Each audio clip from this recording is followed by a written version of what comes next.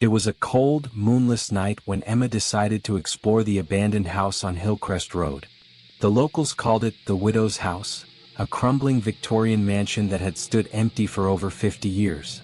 Stories of strange occurrences surrounded the place.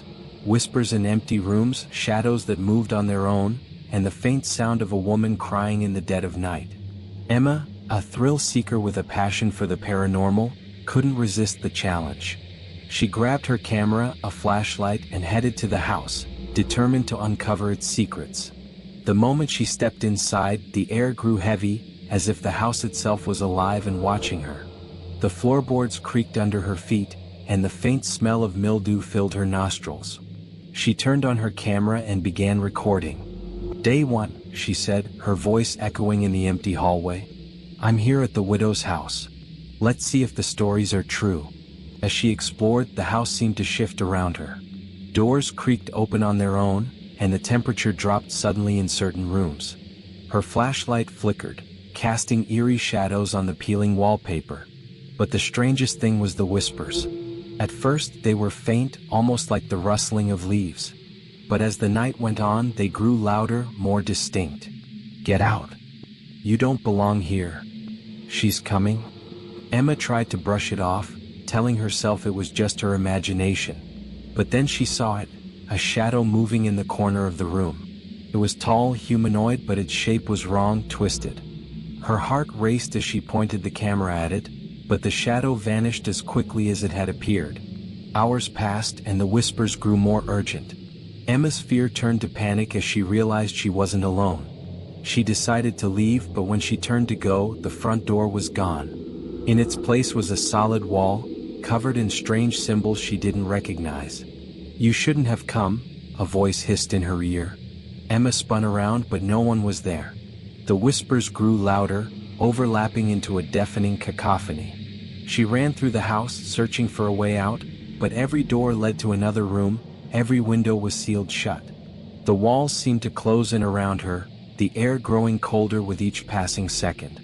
And then she saw her, a woman in a tattered black dress, her face pale and gaunt, her eyes hollow. She stood at the end of the hallway, her mouth twisted into a cruel smile. "You'll never leave," the woman said, her voice echoing through the house. Emma screamed as the woman lunged toward her, her hands clawing at the air. The camera fell to the ground, its lens cracking as it captured one final image. The woman's face, inches from Emma's, her eyes burning with hatred. The next morning, a group of teenagers found the camera lying in the grass outside the house. The footage was corrupted, but the last few seconds were clear enough to send chills down their spines. They reported it to the police, but no trace of Emma was ever found. The widow's house still stands, empty and silent. But if you listen closely on a quiet night, you might hear the whispers, and the faint sound of a woman crying. The disappearance of Emma sparked a wave of curiosity and fear in the small town. The corrupted footage from her camera became the talk of the community, and soon amateur investigators and paranormal enthusiasts began flocking to the widow's house, hoping to uncover the truth. Among them was Jake, Emma's older brother, who refused to believe she was gone for good. Jake was a skeptic, a man of logic and reason. He didn't believe in ghosts or haunted houses, but he couldn't ignore the strange details surrounding Emma's disappearance. The police had found no evidence of foul play, no signs of a struggle, and no trace of her ever leaving the house. It was as if she had vanished into thin air. Determined to find answers, Jake gathered his own equipment, a high-quality camera, audio recorders, and a few tools to document his investigation. He also brought along his friend, Mia, who had a knack for researching local history. Together, they decided to spend the night in the widow's house. The second night, as Jake and Mia entered the house, they were immediately struck by the oppressive atmosphere. The air was thick and heavy, and the silence was unnerving. Jake set up his equipment while Mia began exploring, her flashlight cutting through the darkness. "This place gives me the creeps," Mia admitted, her voice trembling slightly. "I can't believe Emma came here alone." Jake nodded, his jaw tight. "We'll find out what happened to her. I'm not leaving until we do." As the hours passed, the house seemed to come alive. The whispers began again, faint at first, but growing louder and more insistent.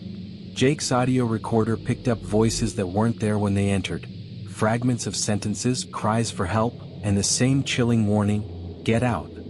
Mia, meanwhile, had found something in one of the upstairs rooms, a dusty old journal hidden beneath a loose floorboard.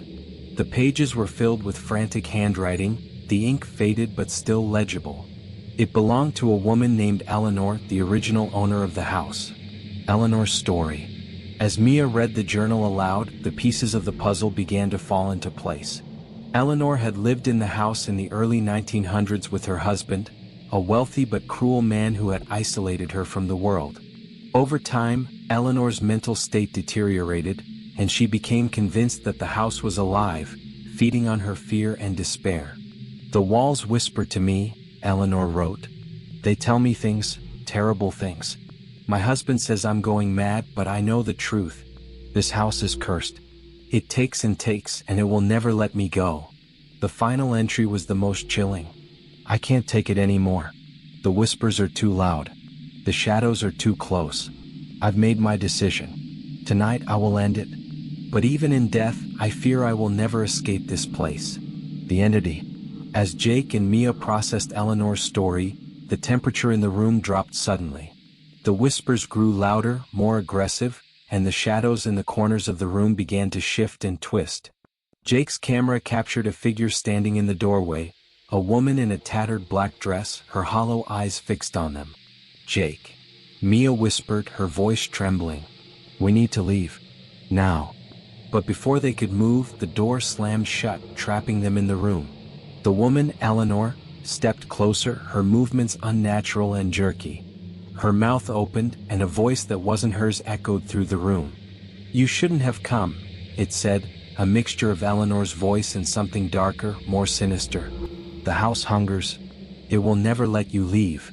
Jake grabbed Mia's hand and bolted for the window, smashing it open with a chair. They climbed out just as the shadows closed in around them, the whispers reaching a deafening crescendo. The aftermath. Jake and Mia made it out alive, but the experience left them shaken. They turned over Eleanor's journal to the authorities, along with the footage and audio recordings from their investigation. The house was eventually condemned, but the locals knew better than to tear it down. They believed the house was alive, and destroying it would only release whatever evil lurked within. As for Emma, Jake never stopped searching for her. He returned to the house one last time, leaving a photo of her in the room where she had disappeared. As he walked away, he thought he heard her voice, faint but clear, carried on the wind. "I'm still here, Jake. I'm waiting." The return to the widow's house. Jake couldn't let it go. The memory of Emma's voice haunted him, and the thought of her trapped in that house was unbearable. Despite Mia's protests, he decided to return to the widow's house one last time. This time he wasn't going alone. He enlisted the help of a paranormal investigator named Dr. Evelyn Carter, a woman who had spent her career studying haunted locations and supernatural phenomena. Dr. Carter was skeptical but intrigued. She had heard of the widow's house before. It was infamous in paranormal circles, but she had never investigated it herself. Armed with advanced equipment including thermal cameras, EMF detectors, and a spirit box, she and Jake prepared to confront whatever was lurking in the house. The third night. The house looked even more foreboding than before. The windows seemed to glare like hollow eyes, and the air was unnaturally still. As they entered, Dr. Carter immediately noticed the oppressive atmosphere. "This place is charged with energy," she said, her EMF detector spiking erratically. "Something is here and it's strong." Jake nodded, his heart pounding. He led her to the room where Emma had disappeared, the same room where they had found Eleanor's journal. The walls were covered in the same strange symbols they had seen before, and the air was icy cold. As they set up their equipment, the whispers began again. This time they were clearer, more distinct. The spirit box crackled to life, and a voice emerged from the static. "Jake." It was Emma's voice, weak and trembling. "Help me." Jake's breath caught in his throat. "Emma? Where are you? How do I find you?" The spirit box crackled again, and another voice answered, a deep, guttural growl that sent chills down their spines. "She's mine now. You can't save her." The ritual. Dr. Carter's eyes widened. "This isn't just a haunting," she said. "This is a possession. The house isn't just alive, it's a prison for souls. Eleanor's spirit is bound here, and it's feeding on anyone who enters." Jake clenched his fists. "How do we stop it? How do we get Emma back?" Dr. Carter hesitated. "There's a ritual, an old one, dangerous and unpredictable. It involves summoning the entity and confronting it directly. But if we fail, we could end up trapped here too." Jake didn't hesitate. "We have to try." They gathered the necessary items: candles, salt, and a mirror, which Dr. Carter explained could be used as a portal to communicate with the entity.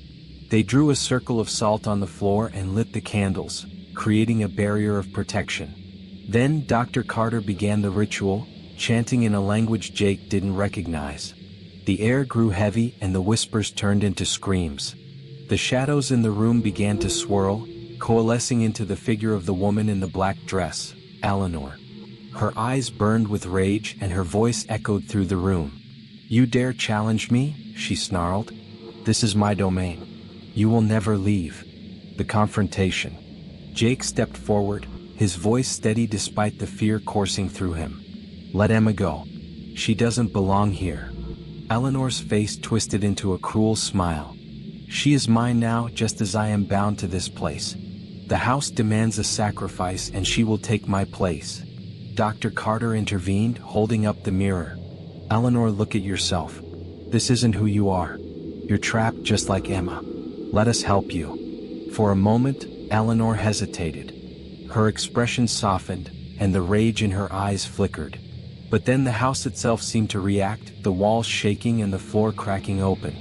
A dark, swirling void appeared beneath them, and tendrils of shadow reached out, pulling Eleanor back. "I can't escape," she whispered, her voice filled with despair. "The house won't let me go." Jake lunged forward, grabbing her hand. "We can break the cycle. Let us help you." In that moment the house seemed to scream. The shadows recoiled and the void began to close. Eleanor's form flickered, and for a brief moment, Jake saw Emma standing there, her eyes wide with fear. "Jake," she cried. "Don't let go." The escape. With all his strength, Jake pulled Emma free from the void. The house erupted in chaos, the walls collapsing and the shadows closing in. Dr. Carter grabbed Jake's arm, dragging him and Emma toward the door. "Run!" she shouted. They barely made it out as the house collapsed behind them, the walls crumbling into dust. The air was suddenly still and the oppressive atmosphere was gone. The widow's house was no more. The aftermath. Emma was safe, but the experience had left her deeply scarred. She remembered little of what had happened, only fragments of darkness and whispers. Jake and Dr. Carter decided to keep the details to themselves, knowing that some things were better left buried. The town eventually rebuilt on the site of the widow's house, but strange occurrences still happened from time to time. Faint whispers in the night, shadows that moved on their own, and the occasional sound of a woman crying. Jake and Emma moved away, hoping to leave the past behind. But sometimes, late at night, Jake would wake up to the sound of faint tapping on his window. And when he looked outside, he would see a shadowy figure standing in the distance, watching him with hollow eyes.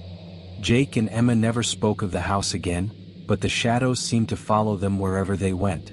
And on the quietest nights, when the wind died down and the world held its breath, they could still hear the faint, echoing whisper, "You'll never truly leave."